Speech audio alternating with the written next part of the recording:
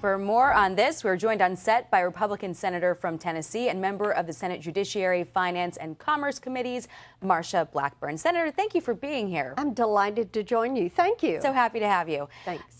Obviously, this is a big change with all of the plans that have been underway for so long. Every member that I've talked to has so many guests in town, donors, supporters. They've got hotels. They have prearranged travel.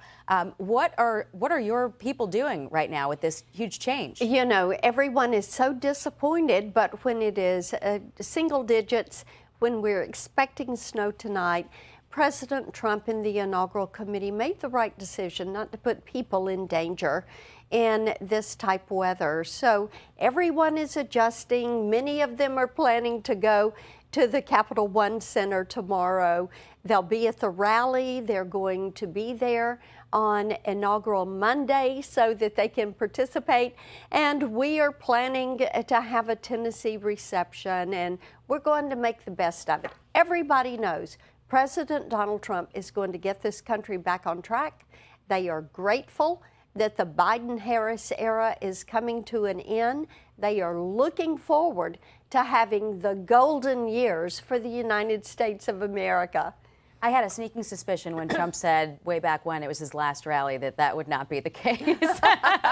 But moving forward, we've got a lot of confirmation hearings coming up. Yes.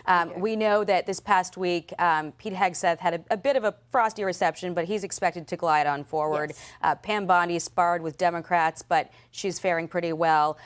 There is, though, reporting that Tulsi Gabbard might be struggling. Republicans leaving some meetings with reservations about her, also some paperwork issues that could potentially delay things. And then on the Intelligence Committee, which I know you're not on that committee, but Republicans only have a one-seat majority on that committee. So if you've got two swing votes, which you do, in Todd Young and Susan Collins, chance she doesn't even get out of committee. Are you hearing about any contingency plans right now with her nomination? I fully believe Tulsi will get through. She is working hard to meet with members and to answer any questions that they have. She has a great background for working in intelligence and her military service, her public service. I think at the end of the day, she'll answer those questions and she will be confirmed by the Senate.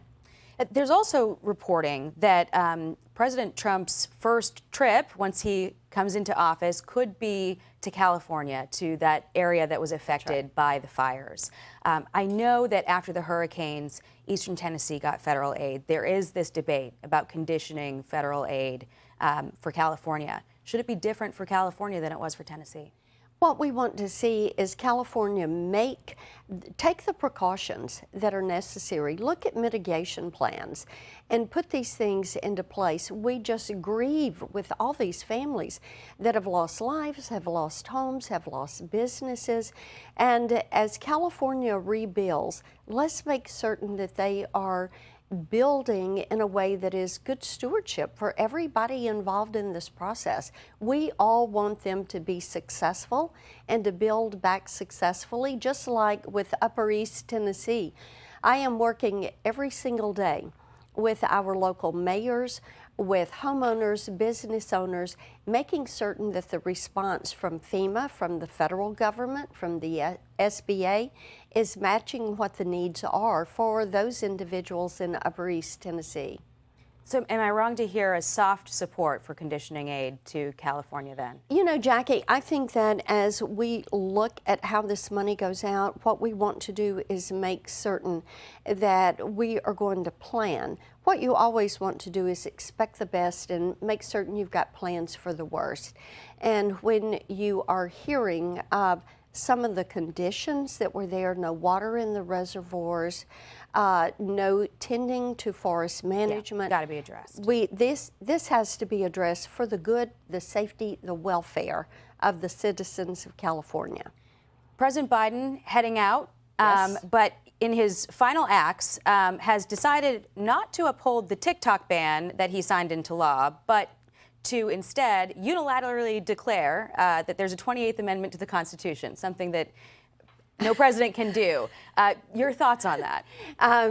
This is more of those last-minute ludicrous actions that we have seen, and it has disappointed so many Tennesseans that have reached out to us, and they look at these pardons, they look at these commutations, and then they heard this silliness of declaring the 28th Amendment, and they were going, here's the guy who has said, we don't want to threaten to democracy, and what is he doing? He is trying to unilaterally change the U.S. Constitution. So I think people see this as bitterness and as a final grasping at those last straws of power. Something his own Justice Department said he couldn't do as recently as 2 years ago. And the archivists, yeah, same thing. Exactly. Can't do this. Real quickly, before we let you go, you just won another 6-year term. Yes. But you are very popular in your state. So popular, in fact, there have been calls from some local officials for you to throw your name in the ring for the governor's race because the current governor is termed out. Is that something you're considering? You know, Jackie, we are strongly considering it, and we're looking at it. We know that I've got this job to help President Trump this first 2 years of his term.